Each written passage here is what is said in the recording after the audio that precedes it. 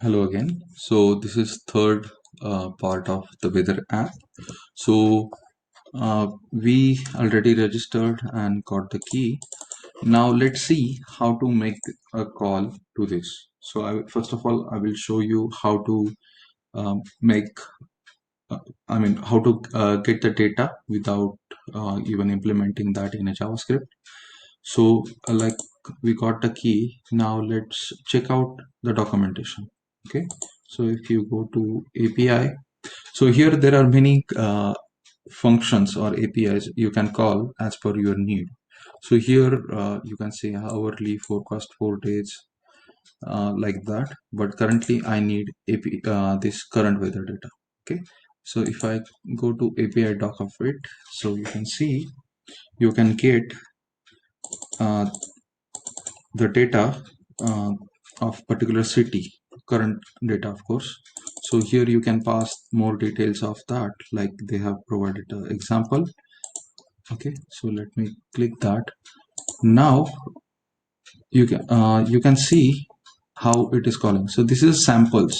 Okay, so actually it, when you are doing it, that should be not using the sample endpoint. It should use the endpoint like this. Let me copy paste that. Okay, in browser itself.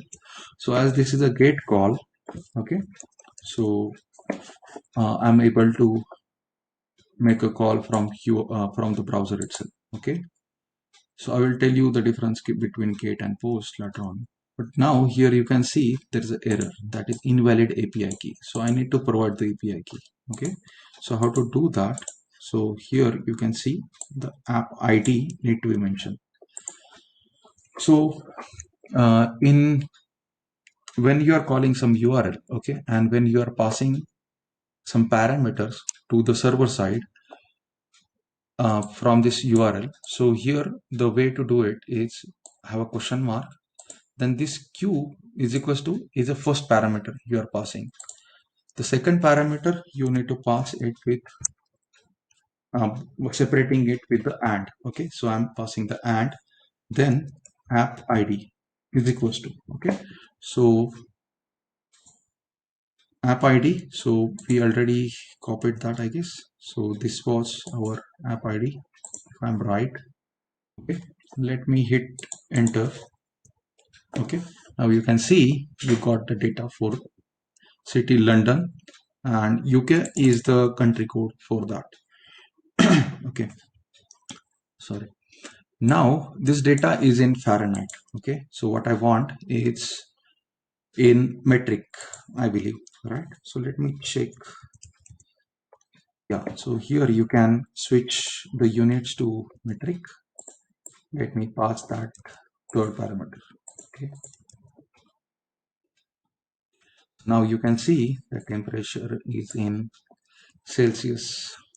Okay, now instead of London, what I will do is check my idea. Okay, so the temperature is 23.43. I hope that is right. So let's check current Nashik temperature. Yeah, it is approximate 24. This is 23.43. So we are good there. Okay, so you can see there are more info like max, then wind speed and many things. Okay, when is sunrise, sunset and all that. We don't need that much things, that many things. Okay, okay, cool. Now let's jump on to our app. So we got to know that we need to call this API, okay, from our project. And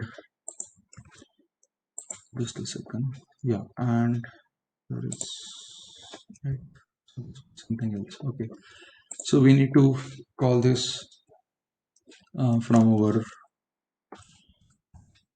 project, but of course we need to vary the city. Okay, I will tell you how to do that now. So let me mention this as URL. Okay, now let me delete this. So this will be our city name. Okay,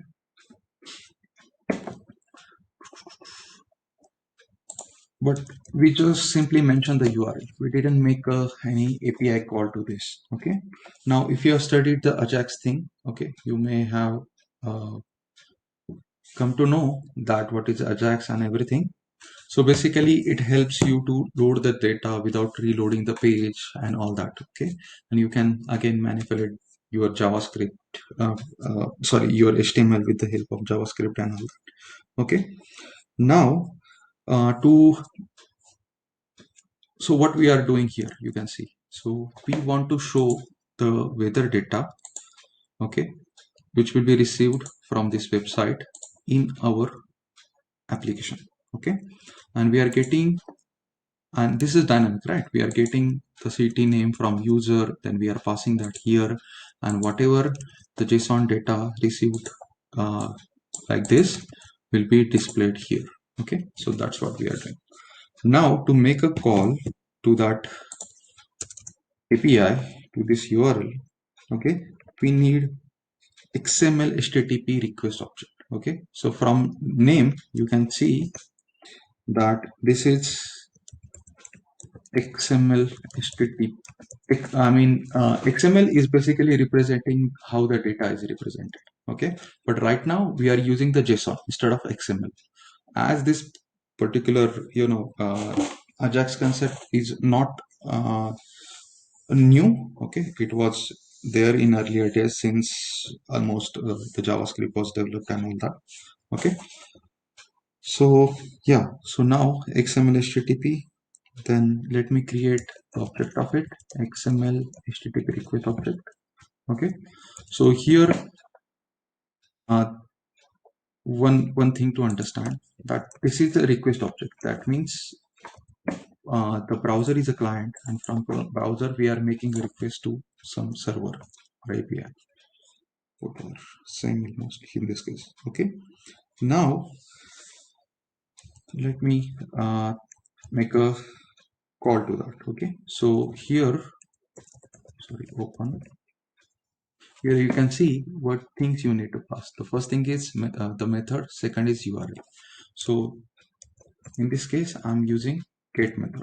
Okay, and the URL is the URL we are going to use. Okay, so here so far we haven't made a call.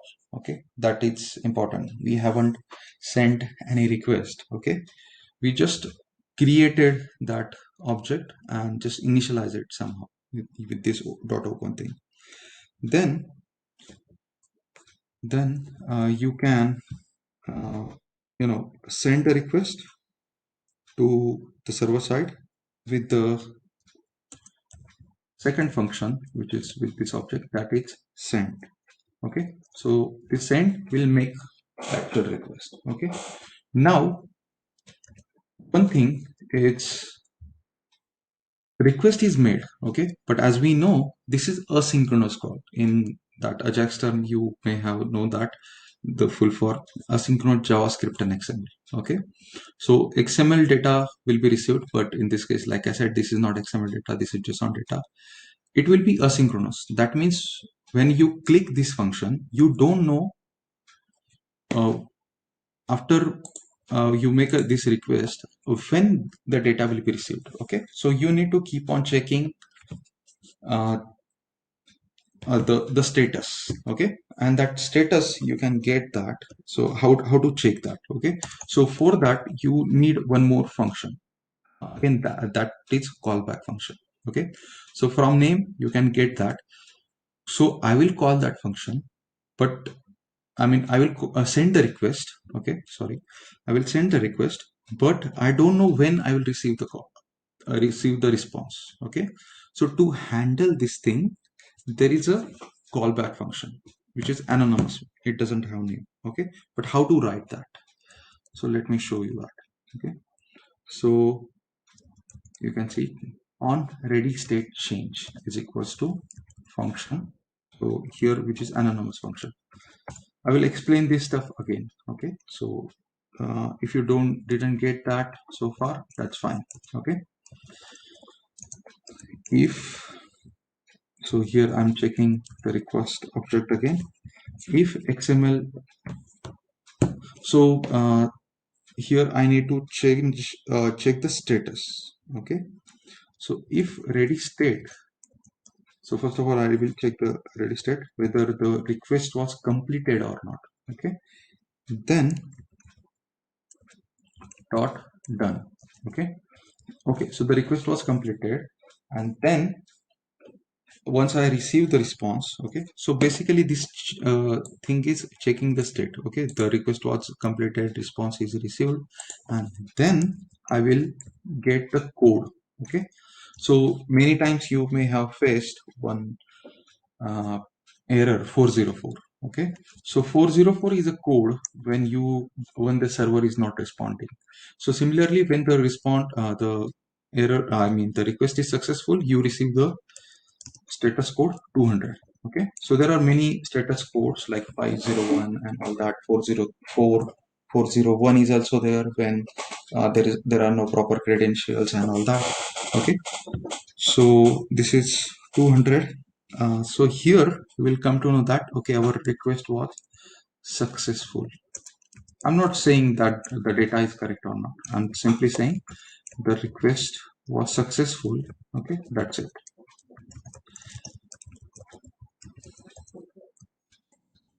Now, if we receive something other than that, okay, here I'm not even checking whether the status was 404 or anything like that. Here I'm simply saying there was request was request failed. Let's keep it short. Okay, now this particular function, okay, this part you can keep it anywhere, before this send, before this open, doesn't matter. Why I'm saying that? Okay, so the reason is you made a call, open, send, and this particular function is a callback function. Okay, so what do I mean by that? Again, it's this will execute asynchronously. Okay, so sometimes you may have realized one thing, that you open some website. Okay, and sometimes it takes 5 seconds to load, sometimes it takes a minute or so, or maybe less than that, of course, but you don't know when the server will respond. Okay, so to handle such a situation, what we do, we keep one callback function. So that function will be executed whenever we receive the response. That may be error or successful, doesn't matter. But that function will be called when there is a response. Okay. So now in this case, this is our function which will be called when everything gets ready. Okay. When the request is completed and response is there, so we will call this function. So here we are simply checking, okay, the request is completed, then we are checking what kind of status we got. If it is successful, show that.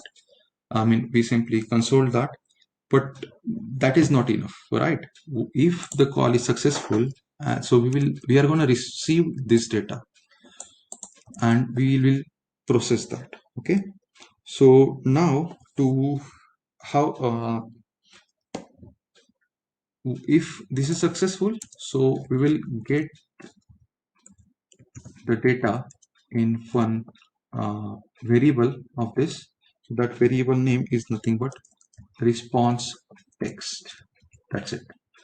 Okay, I hope so far you understood the stuff. Okay, so uh, please keep patience. Okay, if you didn't understand whatever I explained, you can just check out some site and do that. Okay, so first of all, let me test this whether our call was successful or not. So let me type Nashik, and to check whether the call was successful or not, I need to go to the network tab. So let me click that, get weather info. Now you can see status here, that is 200. Okay, so that means our call was successful and we got the data. Yay. Okay, I will stop here. I will come back uh, and render this received data on our page, on our website. Okay, thank you.